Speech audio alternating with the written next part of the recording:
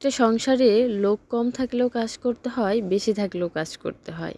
আজকে আমার মা বাড়িতে নেই, সেজন্য কিন্তু আমার রান্নাটা বন্ধ করা যাবে না। কারণ ২ জন থাকলেও যে রান্না করতে হবে, একজন থাকলেও সেটাই করতে হবে। হয়তোবা পরিমাণ একটু কম বেশি, কাজ তো ঠিকই আছে। তো হ্যালো এভরিওয়ান, আসসালামু আলাইকুম। আজকে হলো রান্না করার জন্য চলে আসলাম। তো আমার ছোট্ট একটা ভিডিও আপনারা আশা করি সবাই দেখবেন। তো সকাল সকাল ঘুম থেকে উঠে তারপর হলো বাড়িতে যত কাজ থাকে, গ্রামের বাড়িতে তো বুঝতেই পারেন যে আশেপাশে অনেক কাজ থাকে, তো সেগুলো কমপ্লিট করে তারপর রান্না করতে আসতে হয়। আর আমি ওইভাবে রান্নাবান্না করি না, কারণ আমার মাই করে। তো তো সে আমার মা আজকে নানা বাড়িতে গেছে, তো আমাকেই রান্না করতে হবে। আর এর মধ্যে আমারও ২ জন ছোট ছোট বাচ্চা আছে। তো এদেরকে রেখে খাইয়ে সকালবেলায় কিছু হালকা পাতলা এদেরকে খাওয়াই দেওয়া হয়েছে। তারপর এখন আমি রান্না করব। তো রান্না করার জন্য চলে আসলাম। একদম শিং মাছ আরও কিছু মাছ ছিল তো মিশানো। তো ওইগুলো দিয়ে আলু, বেগুন, ধুন্দুল দিয়ে আমি এখন সুন্দর একটা তরকারি রান্না করব। আর একটা কথা, আমাদের কোনো সবজি কিন্তু কিনতে হয় না, কারণ আপনারা জানেন যে আমার গাছ লাগানো খুবই পছন্দ। আমি সব ধরনের সবজি গাছ লাগাই, ফুল গাছ, মানে বিভিন্ন ধরনের গাছ চাষ করতে আমার ভীষণ ভালো লাগে। তো আমার বাবা যেহেতু কৃষক, তো সেও খেতে করে, তো আমরা তার পাশাপাশি আমরাও পছন্দ মতো আমি গাছ লাগাই। তো সেই দিক থেকে বলা যায় আলহামদুলিল্লাহ কোনো সবজি কিন্তু কিনতে হয় না।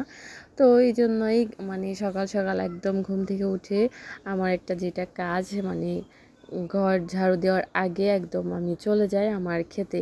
কারণ আমার ছোট্ট একটা সবজি ক্ষেত আছে, তো ওইখানে যেয়ে তারপর আমার পছন্দ মতো সবজি নিয়ে আসবো তুলে।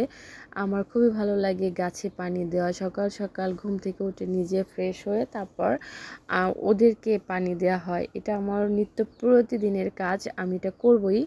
তো তারপর হলো ওখান থেকে সবজি এনে তারপর রান্না করতে হবে। কারণ আমার এটা মানে নিজেরা যেরকম ঘুম থেকে উঠে পানি না খেলে ফ্রেশ লাগে না, তো ওরকম আমার মনে হয় গাছদের পানি না দিলে ওদেরও মনে হয় ভালো লাগে না। তো আমি এটা প্রতিনিয়ত করি, বিকালবেলা আর সকালবেলা পানি দেবই।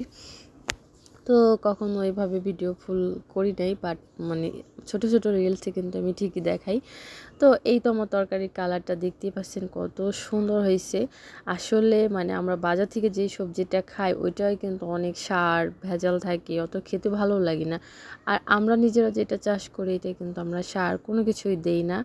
সাধারণভাবে বাড়িতে যে পচা জৈব সার তারপরে এইগুলাই মানে দেই, তো এতেই কিন্তু আলহামদুলিল্লাহ অনেক ভালো ফলন হয়।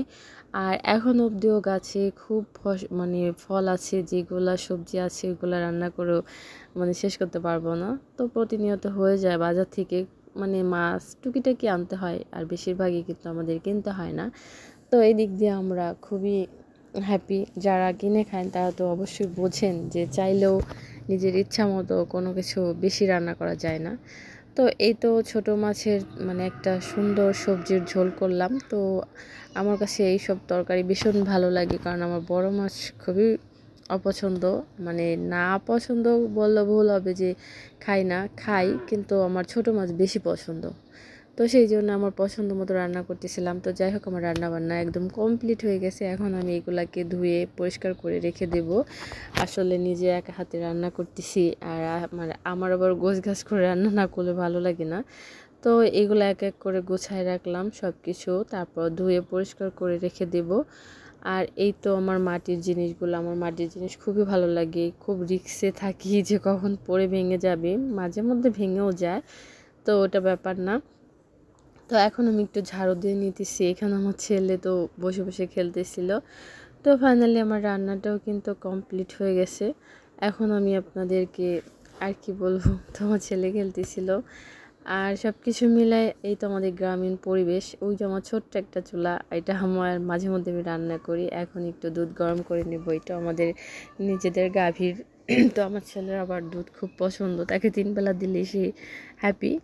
তো এই তো আমার রান্না বান্না কমপ্লিট হয়ে গেছে, এখন চলে যাব, এদেরকে খাওয়াইতে হবে। আল্লাহ হাফিজ, সবাই ভালো থাকবেন।